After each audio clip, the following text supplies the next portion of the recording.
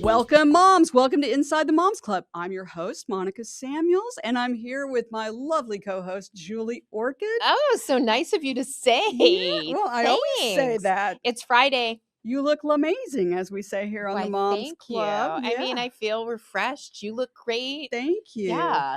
Thank you. Although we're battling a little bad weather here, it's Well, I bad don't know if hair it's day. bad weather or we're just not used to anything other than just sunshine and it being hot. And if it rains here, we cry. If it freezes, there is, when I say nothing on the shelves, there's nothing. In Texas, they only have to hear the word ice and everybody runs and buys everything in the store. Exactly. It's actually something that the stores probably should get together and just start promoting. Listen, that there's an ice storm. And then I have enough on this body to last 3 days. I'm fine. Yeah. Yeah, I don't think I'm going to starve to death. Although being a mom, I'm a little worried about it. Like he's going to starve because he bought no food, no nothing. So they have to learn. Sadly. Yes, you're right. They do. Anyway. Just like your children. So you have 2 daughters. I do. You do. So I have 2 sons and you have 2 daughters. That's right. So we live in different worlds when I say different worlds. And your daughters are extraordinarily talented. They performed at the Zach Scott Theater. They were always in the musicals and they were always doing that. Where did they get this talent? Not from me. I can tell you that. Well, I'm pretty sure they didn't get it from the other side. Well, I'm sure that didn't happen. So what was the mailman like? Did he have a great voice or what was it? Just tell us. Oh, that's you pretty can funny. Spill it all here. Listen, thank you for saying that about my daughters. They are. If I could sing, I would give anything to be able to carry a tune. You can't sing? I'm not just very good. Just try here. Let's hear it. Let's hear a little. Oh yeah, that's nice. Ave That's Maria. not going to happen. No, because we want people to watch. We want people to listen. Okay, well. So, I can only compare it to, Oprah and Gail did this road trip. I don't know if you guys know it. And they almost broke up their friendship because apparently Gail cannot sing and Oprah was not having it. She's like, you cannot do that anymore. And I feel like that is not, so I'm going to go on a road trip with my dog and she doesn't seem to mind. Okay, well. So, can you sing? Can you act? Can you do stand? I can act. No, I can't sing. Well, I did letter in choir in high school. Oh, no, middle school. Sorry. I quit by the time it was high school. Okay. All right. And you know what? When he handed me that letter, I was just as shocked as he was, I think. I didn't even know. He had to nod at me to tell me, yes, I called your name. Right. I have a thing about people who tell me that, oh, we can teach you to sing, Julie, or we can teach you to ski. I find none of that to be true. Yeah, that's true. I find that, yeah, I get that. So, yeah. I get that. There are things I can do and things I can't do. I'm just a tough student, I guess. Well, they got their talent from somewhere. So let's pretend it's been you could so much sing and act and all of that, which I think maybe deep down, maybe you really can. You just never tried. You just never had the nerve because they got their talent somewhere. Oh, acting I would go after. So would you ever want to, if you could, would it be cool to perform with them? You know what? It would be amazing to do something with them all the way. I don't know if they feel the same, but they're not here today. So I feel like we would have so much fun. I think that we would love it. I think we could do it. There's going to be some moments where we definitely knock heads. But I'm truly just being honest. And I would probably have to pull the mom card a couple times. I would probably say something dumb like, because I said so. I don't know. Because you have nothing else to grasp onto that you got to play the card. I'm the mom. I was curious about that because, I've spent a lot of time with you and shared a room with you, in LA and everything.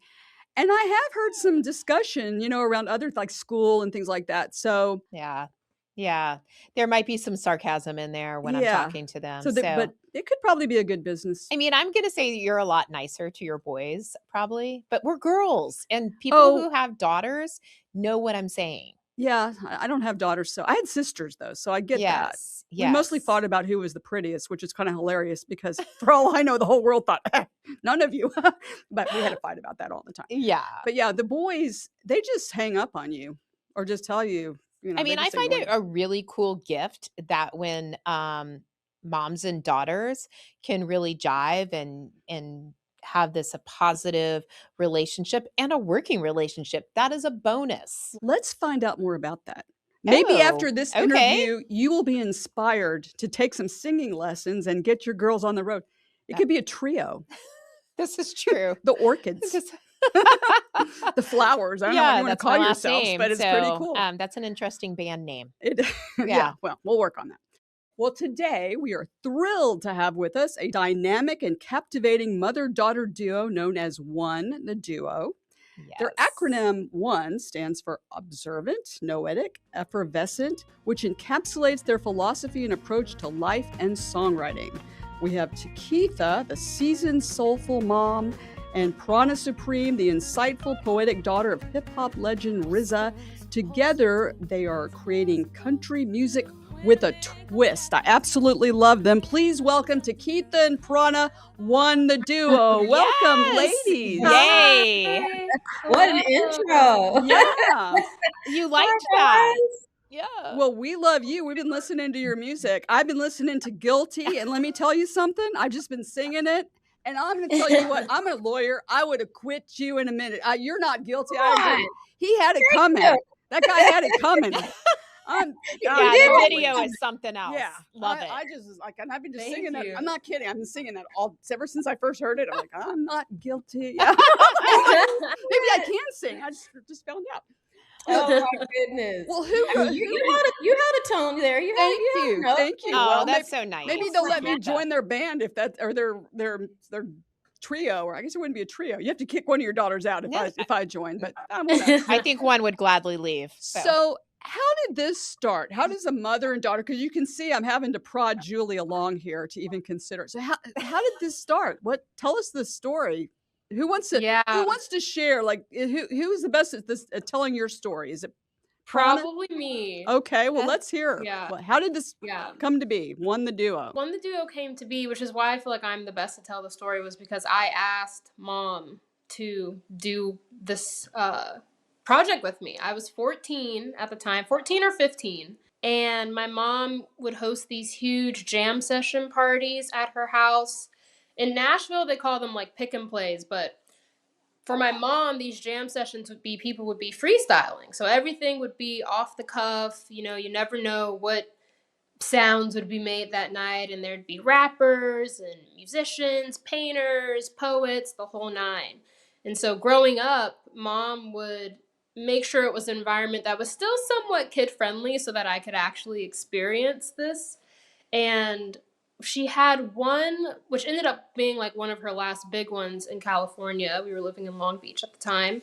And per usual, Mom and I would always end up freestyling something together. And it was the morning after that night where I just was overcome with the feeling of like, we should do this all the time, and we should do this professionally, and we should sing and write our own songs. And so I come to Mom with this idea. And mind you, we're not morning people. At To all. this day, At all. we Yeah.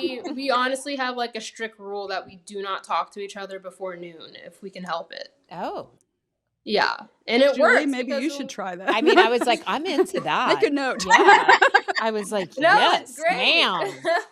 Okay. You know, and so, but I threw caution to the wind. I was like, I have to talk to her right now. I don't care what time it is. Yeah, it was like 2:30 in the morning, you guys, too. Like, in I'm sorry to interject, but it literally was pretty early from a jam session night. I mean, you know, we're up Yeah. Oh late. wow. I mean, they were basically up till the sun came up, and this was probably like maybe 10 a.m. sometime before noon. Yeah.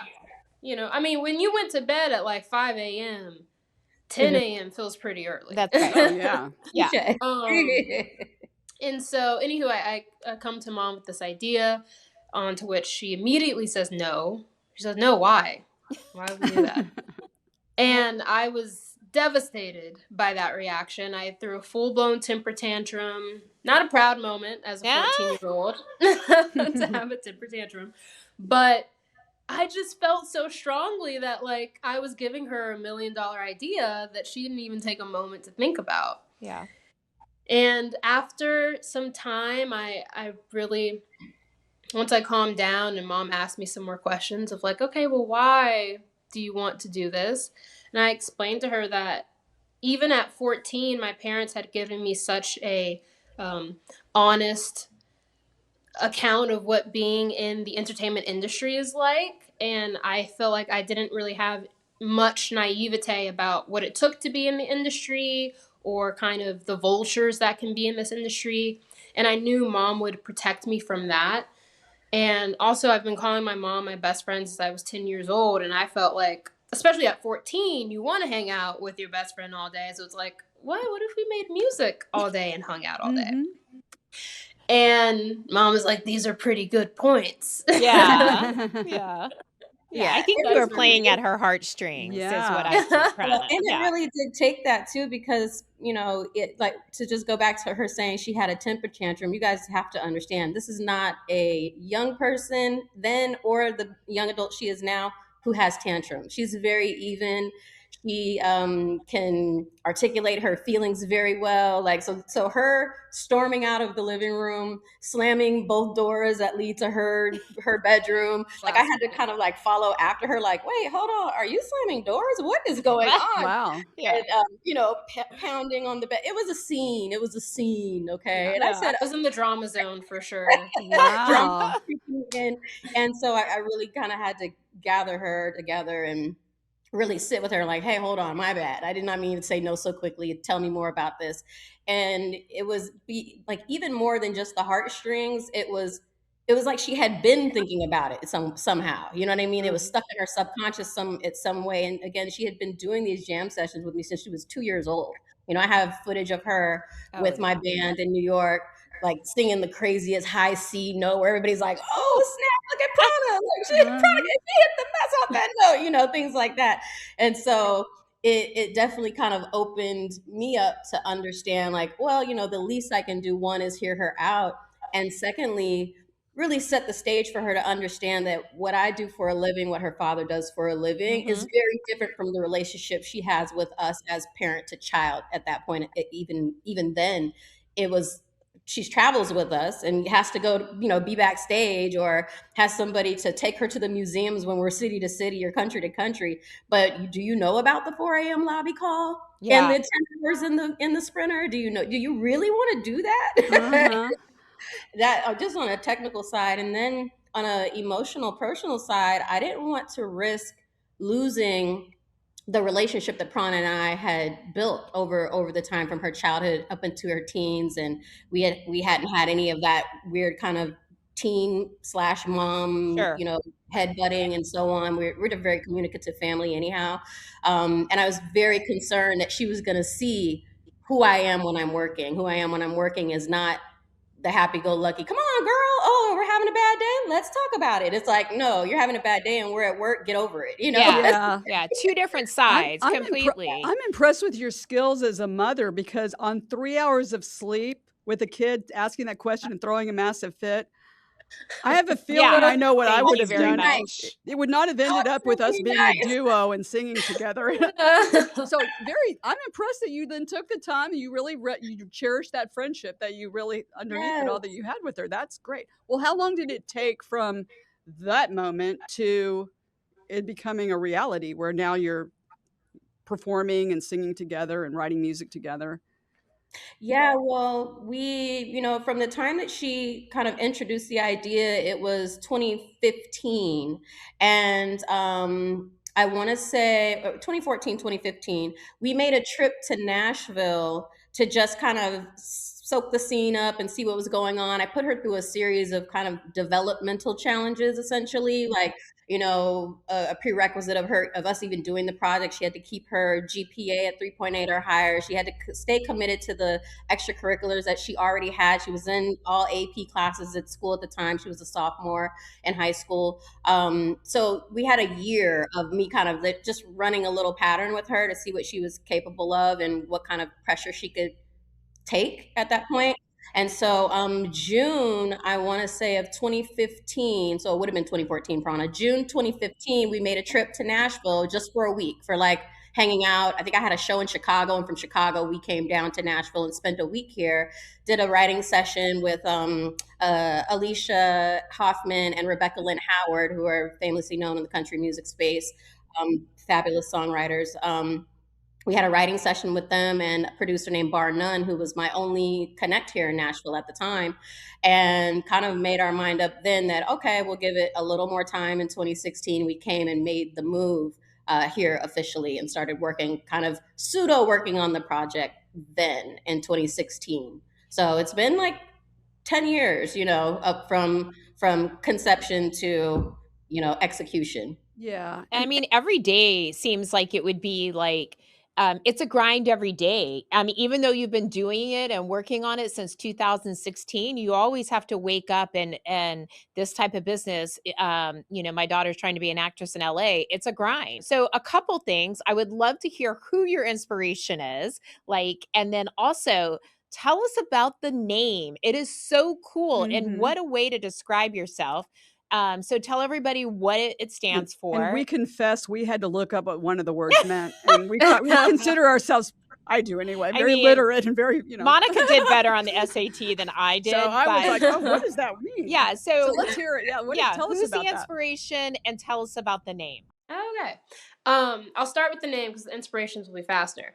But basically, people people would call Mom and I Prakitha, which is our names put together, when we were specifically in sync. And especially as I've gotten older, people always mistake my voice for my mom's voice. And so we're like, oh, it's like we're one voice. And so it started from being like we're like one.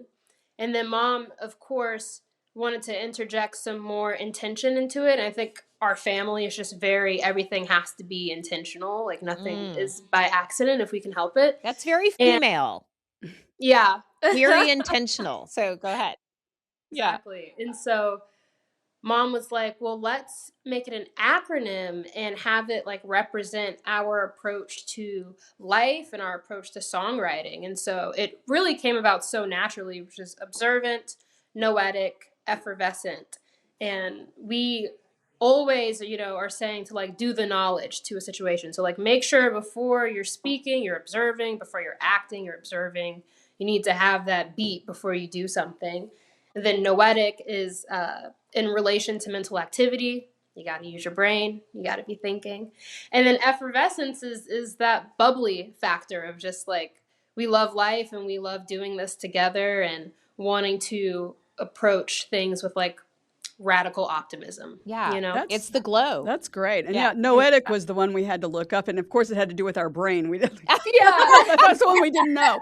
I was like, no, that's very cool that you did that. So, and who's your inspiration? Like, where does your music derive from? Yeah, who do you love the most that you're like, ooh, Oh man. I feel like it's tough. Mom and I both have different inspirations, which I think greatly influences how we approach One the Duo. I would say for me, it's like Stevie Nicks and ooh, girl, yeah, Lana Del Rey and who's my other people that I love Casey Musgraves. Oh yeah, in a big ginormous way. Stevie Wonder also. My favorite band since I was 5. Pardon me, I'm getting over a cold. Has been Earth, Wind, and Fire. And although our music does not sound that's because of your like mom. Like, yeah. No, actually. Oh, okay. My grandma, no. My mom was a hip hop head through and through growing up. Hip hop and rock music ruled our household. Now, when I was with my grandma, though, the first time I heard Earth, Wind, and Fire, I was like, that is the best thing to have ever happened to music. I don't care what anyone says. And in terms of like my approach to like stage presence and just really like live instrumentation, Earth, Wind, and Fire are a big inspiration. Ooh, good choices, girl. That is a good I love choice. those. Yeah, Mom. What about Takitha? Let's hear it. Who's your inspiration? For me, well, I was gonna say Fleetwood Mac, so we're on the same page there with Stevie and so on, and Stevie as well. Because of my hip hop background and upbringing, I have to throw to Slick Rick. Yeah. as one of my all-time favorites and has inspired me as a songwriter in a great way. And what's interesting, I'm gonna have her to speak to this in a little bit, but the connection between hip hop and country music is so much closer than people actually believe. And I'm not talking about sonically, I'm talking about the culture of these songwriting and storytelling genres. They're more like cousins than separate. Yeah. So Slick Rick for me. Let's see who else.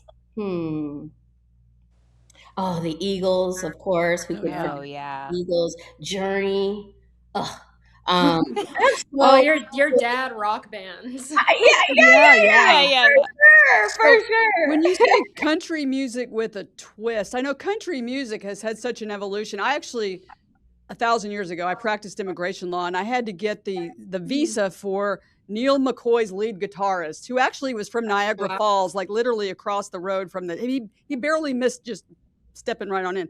But I Right. put in the application country and western, and they laughed their heads off. They're like, Monica Western went out with Roy Rogers, and so, but it's had Right. this huge evolution. So you're helping it evolve more. So what's the twist you all are trying to add in your music? Where does that come from? What does that mean exactly? Yeah, I think the twist for us comes from adding those elements of hip hop and adding those elements of jazz. I think country and pop already have a very solid relationship, so that's not very surprising. Yeah. But it's the hip hop and jazz elements for us that we wanted to incorporate really honestly into country music. I think country is a genre that's also very traditional. Like they take it's very interesting because when you look at pop and you look at hip hop and even rock music, they have had like an even deeper evolution than where their genre started. And country, on the other hand, feels like because they hold on to like, no, this is real country, it takes a little bit longer for them to like bend that rule. Mm-hmm. And so when we started making country music, we were approaching it with like, okay, let's work with veterans in the field who really know the formula, quote unquote, of country music. So then we can add the fact that mom comes from hip hop music and then we grew up listening to so much jazz and rock music that we can add that element of being like, all right, but put this electric guitar like this here. And Ooh, I like on one of our songs, we have like a sitar on it. Oh, wow. We're just doing whatever crazy stuff we can while still keeping that foundation of country music. And I think it's cool that you all are doing that, and that you actually performed on the stage at the Grand Ole Opry, which is if there's ever a traditional sort of country, they got to stand in a iconic circle. place. Yeah. What did that feel like? That was, every time we do an interview and that's brought up, it's almost, I get like a weird chill in my body of just, it's like I'm right back at that moment of standing in the circle. And not only that, we were there as the first Black mother-daughter duo to ever stand foot on that stage and perform. And so they did a big what would you call it, Prana? Like basically like a taping of our first time coming, and they air it on their channel, and we did the radio press and all around it. And our intro was coming right before Trisha Yearwood and Winona Judd. And at the time, we had just featured on a Judd's tribute album, performing what's the song, Prana? We did. We did two songs that day. We did. I had a dream. I had a dream. I had a dream. I had a dream. With Wendy Moten, and won the duo as a duet collaboration. And to be there, to meet Winona Judd, to stand on that stage was something I could not have imagined to have happen ever.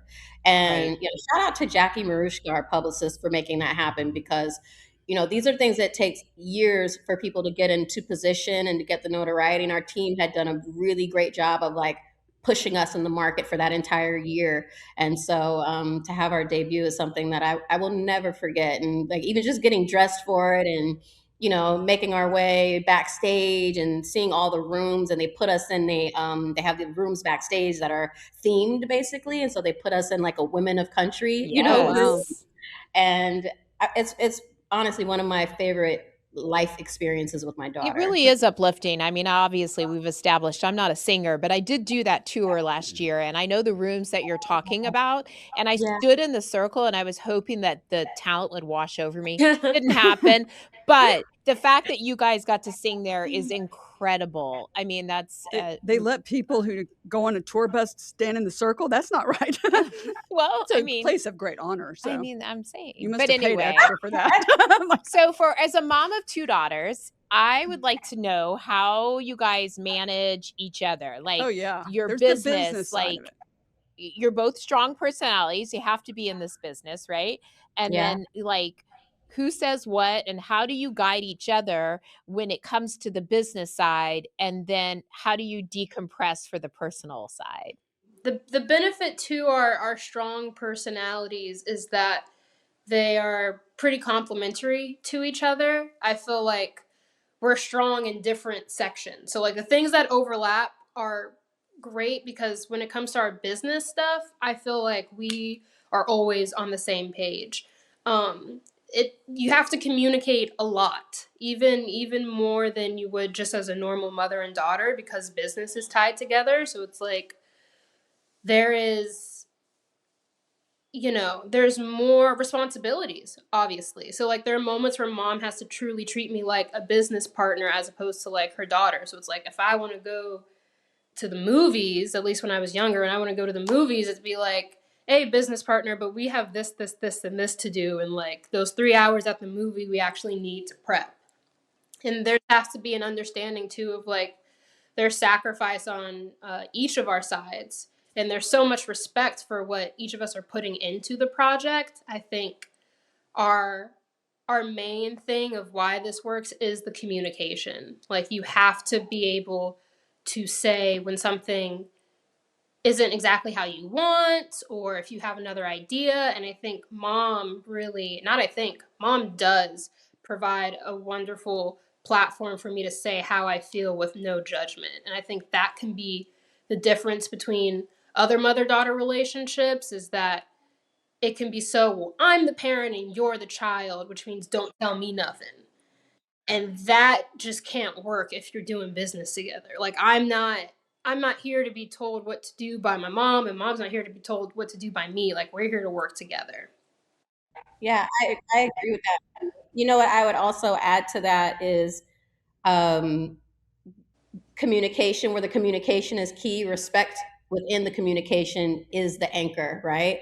So I have an uncanny respect for this young woman, right? Even at 7, 8, 9, 12, 13, 17 years old, understanding where she is developmentally, what is appropriate for her to understand, what she can and cannot take, because I'm paying very close attention to her without trying to put onto her something that I think she should or want her to or dot dot dot. I have an unusual understanding of when she's not feeling something or when she actually does have to be pushed on the mother side where I have to go, well, hold on now. What you're saying is kind of not making sense. Like, let's really think about this. And you had said something earlier about like sometimes I got to pull the mom card and be like, well, I said so. And sometimes it is that, where it, but then she'll understand that as well. Like we've had many conversations where it's the equivalent of you telling the child at 5, hey, sometimes I'm not going to tell you exactly why I'm telling you to stop. Don't chase the ball into the street. That's all you need to know. That's all you need to know right now. And we can talk about it later. And so we have to have, in our business, we had to have a very firm understanding of like one of our rules from the very beginning before we even started taking meetings or did our partnership with, our group now. I said, don't ever disagree with me in public, and I won't ever disagree with you, period. We cannot give anybody any idea that we're not on a united front. And if I say something that hits you wrong or something, and vice versa, we'll let it ride. We get in the car, we get in the house. Hey, I didn't like this.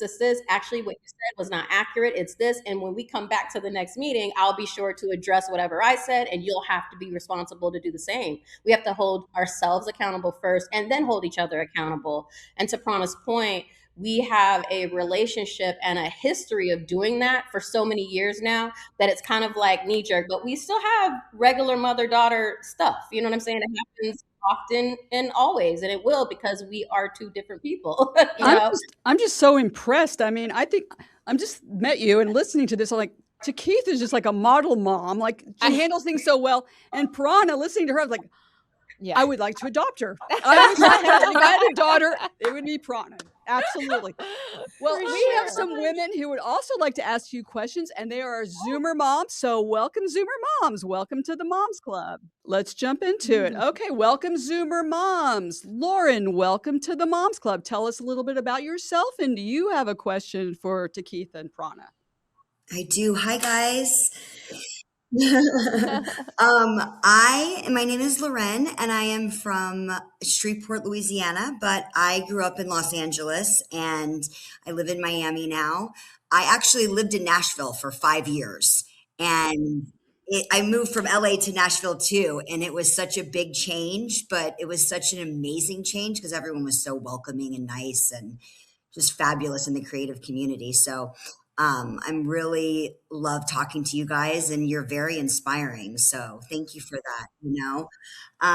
One question that I had was, mother-daughter duos, musical duos, they're such a rare thing these days. And I wanted to know what shaped your sound as a mother. That's a really good question. I think it kind of goes back to and Prana will have her own assessment, but I think it kind of goes back to our inspiration and the things that we already kind of are drawing from our experience of music, our connection to music. But when we created the project, we weren't anticipating or trying to make country music. That really wasn't it at all. We were looking to create a unique sound that was true to our natural voices when we're just singing a cappella or with guitar accompaniment or piano accompaniment. And I was very interested in making sure that the sound wasn't a derivative of hip hop directly because of my history and because of who her father is. I needed something that was going to really set us apart and create our own natural, organic, authentic sound. And I wanted it stripped down. And I definitely wanted a fiddle, and I wanted a banjo, a lot of string instruments and African percussion and things like that. But I was never trying to make country, and I don't think Prana was either. It was just something that naturally happened. We were calling it folk for a while, and then we were like, okay, then Nashville said, no, it's Americana. And then other folks in Nashville said, no, it's country. So, that's kind of my take on it. P? No, I mean, well said. Yeah. Brittany, welcome to the Moms Club. Tell us a little bit about yourself, and do you have a question? Yes. Hi, ladies. Hi. Hello. My name is Brittany. I am actually a transplant here in Texas from California. I love that for you. Welcome. Yes. I know a lot of you already said you're transplants of the South, and one thing I will tell you is I am loving country music even more. So before this, I definitely listened to you girls' music, and definitely inspired, because I'm starting to get into some of the artists that some of you girls have brought up, and I'm like, wow, because I come from a background of music too as well, like the Stevie Wonders and as well as Earth, Wind and Fire. So yes, girl, all day. Hey, yes, from my grandma. So I can definitely relate to that. This question is actually it's Prana, right? Prana, pardon me, Prana. As a Black woman, especially young woman in country music, visibility, especially on social media, comes with a lot of expectations. Know that you're entering into this world of being a young woman of yourself, but how do you stay in control of your narrative for you as you're growing into becoming this woman personally without feeling pressured to overshare yourself online? Because I know that it could be a lot of pressure, especially for me. I know being online and having to separate my personal from business. How do you Yeah. control that narrative for yourself as a young woman growing into this? That's a great question.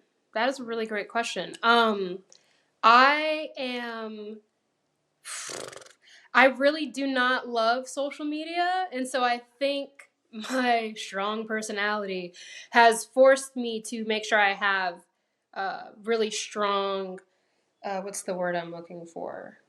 Boundaries about that.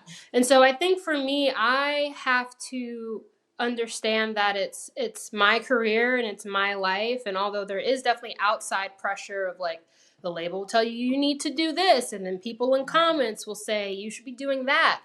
But at the end of the day, it's like it is my life and I have to feel comfortable with what I'm doing. And my approach to it really is like, can I go to sleep at night feeling like I've represented myself honestly? And I think when you're in the public eye, there's also a lot of pressure of like, whether you want to be or not, you are a role model in some sense. And so I feel like I just approach it really honestly. I'm messy and flawed and so many things. You know, humans were so many things that I just try to be like, if I'm having a great day, I'm being honest about that online. If I'm not, I'm not. Even sometimes on our Instagram, I'll post things of being like, hey, we're not going to be on social media this week because I need to be like in the real world. Because that's the other part. I think when you spend so much time on social media, it bleeds over into real life. You start to feel a little disconnected from what is real and what isn't. And I think people's perception of you can start to feel like reality. And I think that's also the part that helps me is I'm like, what they see on social media is curated. It is truly a small curated window into what I am like as a person. And so if someone thinks I'm this or someone thinks I'm that, I'm like, they only have this tiny little scope anyway. So like, no pressure, because that's only a small part of me. Yeah. So, Prana, I'm going to jump in. Do you read comments? Not really. Yeah. Yeah, not really. I read comments once. One of our videos had blown up on TikTok. Yeah. Mom's laughing. So do tell the story. There were some hilarious, some of the comments were like, which I thought these were sweet and also so funny, but a lot of the comments actually were like, love this song. This isn't country music though. And I'm like, okay. That's just like a weird thing to add. And then other people, the outfit I was wearing in this video, they were like, which honestly, I was being really lazy when I got dressed that day and they called me out on it. But there were some comments that being like, oh, love this song. These girls are so cute. The girl needs a stylist though. And that, as someone who like prides themselves on being fashionable, I was like, oh, devastated. And I was like, you know what though? I was being lazy that day. I was wearing like a pink and green striped sweater and then a black and white polka dot skirt and then red Mary Janes. It was bad. I'm gonna step in. I mean, you just called yourself out. Like, I got a video that went viral myself, and the best thing that someone told me is respond in the comments to keep the engagement going. But hey, I would have been like, listen, you know, it's my style, it's my fashion. What would you have recommended? Right. What would you have recommended then? Let's go for the outfit for outfit then. Yeah, that's right. Show me 5 of yours, I'll show you 5 of mine. Let's see who wins that. What's really scary on TikTok at the bottom is where they tell you these comments have been folded to protect your mental health. I mean, I don't open those. I wouldn't even dare open them because, but yeah, I hear you totally, Prana, because our social media people, I mean, they help us, you know, I do these funny, silly videos. I ended up hopping on a hoppity hop. I told you not to do that. I have to live with that the rest of my life. That's rough. It's very embarrassing. And that's how you should take it as a joke. Like you should engage in it. I think it's funny when people comment and it's like that. You could take it and run with it. Yeah, I really do. It's like the thing that happened with the Dr. Pepper girl just recently, you know? She was doing it as a joke and then all of a sudden, you know, it became a thing. Yeah, that's true. That's true. Roxy, welcome to the Moms Club. I love when you sing the twist in the music because it seems to go with most of the genre of people that love country and western and rap and hip hop. But I want to know, as a psychologist, when you're not getting along and you have a great synergy, but sometimes as mother and daughters we butt heads. When you're not getting along, how do you work through and navigate when you're angry as hell at each other. How do you navigate to the other side to get to where you want to perform and give the best show you can possibly give to the audience? That's a great question. They have Yeah. they have an outfit and a sing off. Like an Right. outfit, yeah, like That's great. No, that's An so outfit and a real. sting off is hilarious. No, No, I have a that's so shot of real, though. tequila. Oh, And then I let it all wash away and we hug it out. No. No, Well, no. that works. The funny Maybe we part should try. is, I feel like mom and I notoriously get over arguments very fast. Also, like we will be going at it, and then when it's over, then we'll be like in like an hour, we'll be like, "Do you want to go get food or something?" You know.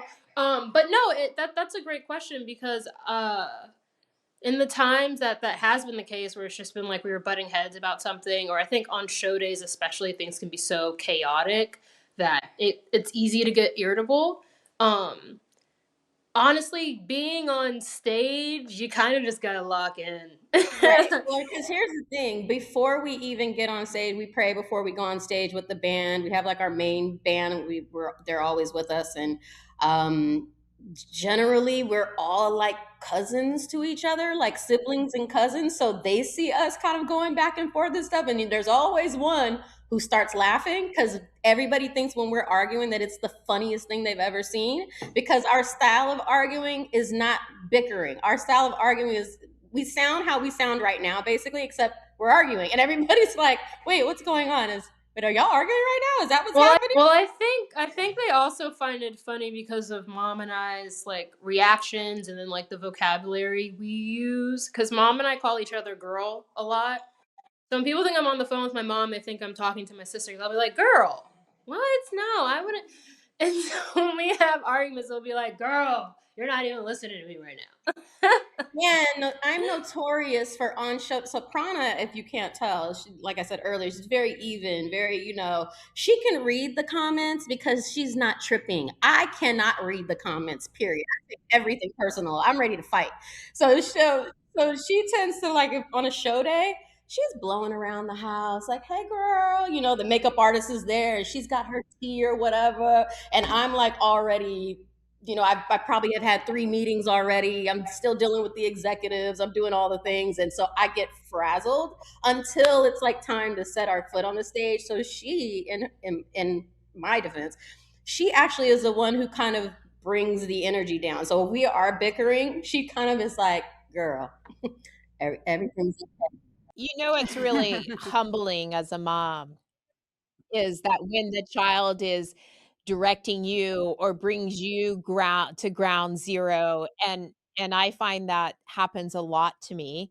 And yeah, I mean, my I haven't had children, that much. you No, I'm kidding. I'm but I'm joking, just of saying, course. like, you guys are amazing Yeah. because when you tell me, Tita, that you actually you're like, all right, I need to hear you out. And I think that's half the battle. And then they teach you something and they keep you grounded. And I can see this in your relationship, and it's absolutely truly amazing. I think I know you all are very busy making music, but you all need to contact Masterclass, and maybe you need to teach a class on mother-daughter relationships. I think that would be a big hit. Write a book about it. Oh my gosh, you should because I think you've got the right balance. You've Yeah. got it figured out, and there's a lot of mothers out there who probably would. No, I'm joking. Who may benefit. No, I'm Listen, my kids think I'm amazing. I'm just gonna say it. Yeah, you are amazing. You are amazing. I don't want to put you guys on the spot, but you want to sing a couple lines? Oh yeah, let's. You don't have to. Hey, from but- Guilty. No, you pick your song. You know what? Let's see. I mean, can we do that on a Zoom? Oh, of Can we course. laugh at all? I don't know. I don't know. That might be a little challenging Okay, for well- a separate screen. If we were together in the same room, That's it's true. easy. Yeah, you're asking a duo to sing from We different can't- rooms we can't, together. This is true. match. That's true, I know. Julie. I mean, it's a good way for everyone to now they'll go to your Instagram and get to hear you guys. They need to do Yeah. that right now. In fact, tell them where they can go to find One the Duo. Oh man, you can go to One the Duo, which is our Instagram, our YouTube, Twitter. or what's formerly known as Twitter. And then we have our website, onetheduo.com, and we update that website with our shows and any need to know information. Yeah. Well, What's great. coming up? Tell us something exciting that you're looking forward to. You know, songwriting. We're ready for a new single to drop. We took a kind of a break last year to reassess and reorganize some of our business. And so touring Blood Harmony this year is on top of the list, and writing new songs for the follow-up album. That's what 2026 is all about. More interfacing with the audience live. Yes. Offline and get outside. Great. Well, check it out, everybody. And thank you so much, Prana and Takitha, One the Duo. And thank you, Zoomer Moms, for joining us. We love our Zoomer Moms. Those were great questions, as always. And you need to, first of all, if you're watching us on YouTube, subscribe to our channel. It's growing every single day. We actually had over 100,000. We got a plaque now. We have a little thing. Yeah. And you know what? We've almost tripled that already. I didn't have time to do the video that said, hey, we got 100,000. We're already at almost 300,000. So great. We're growing every day. But if you're out there watching, you add to that group of fans and friends out there who are watching us. And check us out on all the social media channels. Even you can watch me on the Hippity Hop or whatever. I mean, I guess I live with that. TikTok, Facebook, Instagram. Check us out there at Inside the Moms Club. I can't believe this has been so much fun. This has been a really fun show. Yeah, really fun. But there are going to be many more to come. Check us out. And remember our motto. There's a very important thing that we all live by here at Inside the Moms Club. If you don't laugh sometimes, ladies, you are going to cry. You are going to cry. Laughing. Keep laughing and check us out next time inside the Moms Club.